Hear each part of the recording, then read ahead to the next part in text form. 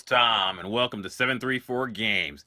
And today we're here to talk about Spider-Man PS4, this console exclusive.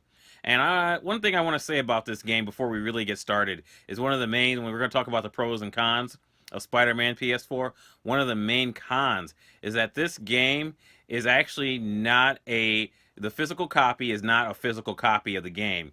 It's actually just a key. The physical copy is just a key, and you put it in your PS4 and you have to download it.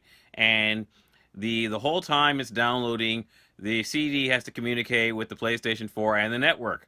So loading this game, I had this game I had the physical version of this game, or the supposed physical version. It's not really a physical version, and I took that back to the store, and I got I have the digital version now, and that's fine. But do not pick up the physical version of this game, because I looked at the disc. Actually, there's a way you can look at how much information is on the Blu-ray, and it was 500 kilobytes.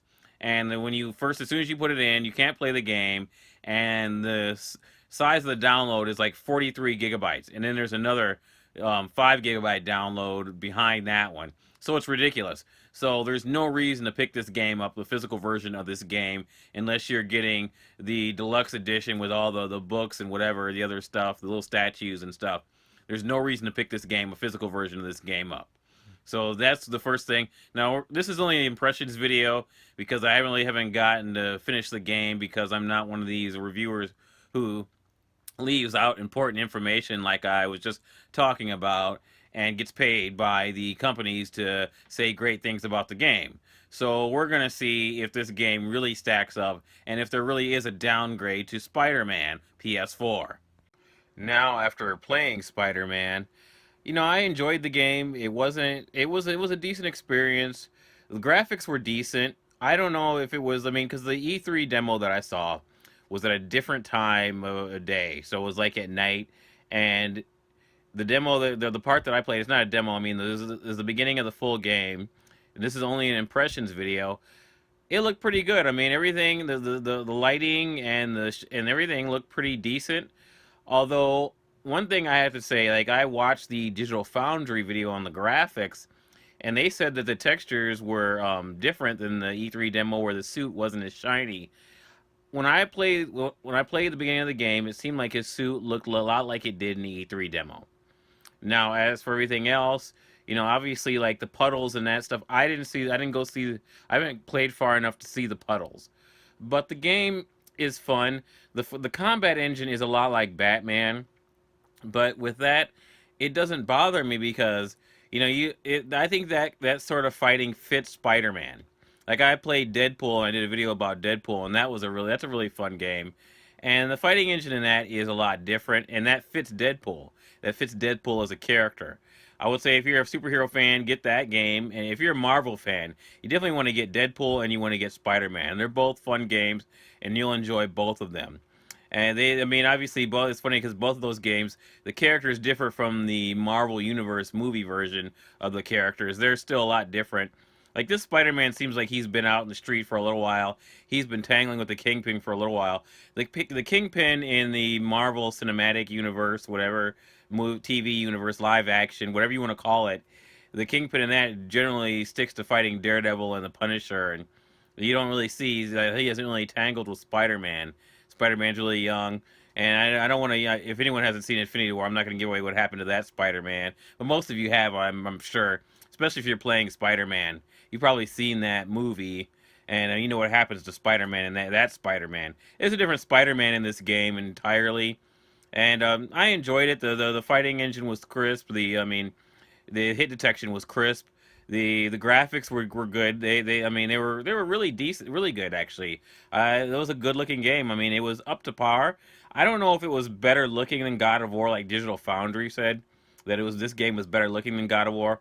I'm gonna go back and play it. The version I'm showing you guys, what you're seeing is 1080p footage of Spider-Man, and that's because that's when I record. That's the best I can give you. I try to do as best I can.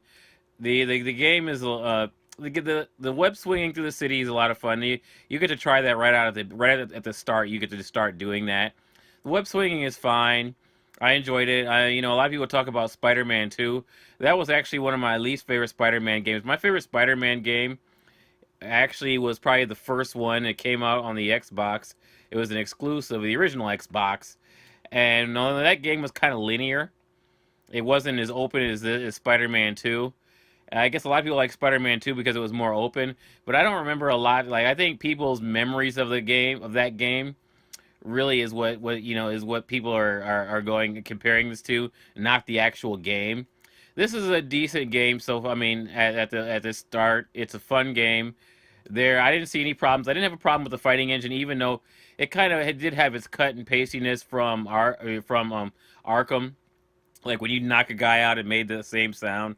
So they did take a lot from Arkham for this game, the Batman Arkham series, and I mean they could have marveled that up a little bit more. I mean those are the Arkham series was a good game, and I mean the fighting engine fits in, but I think they could have did a little bit more to differentiate the fighting engine.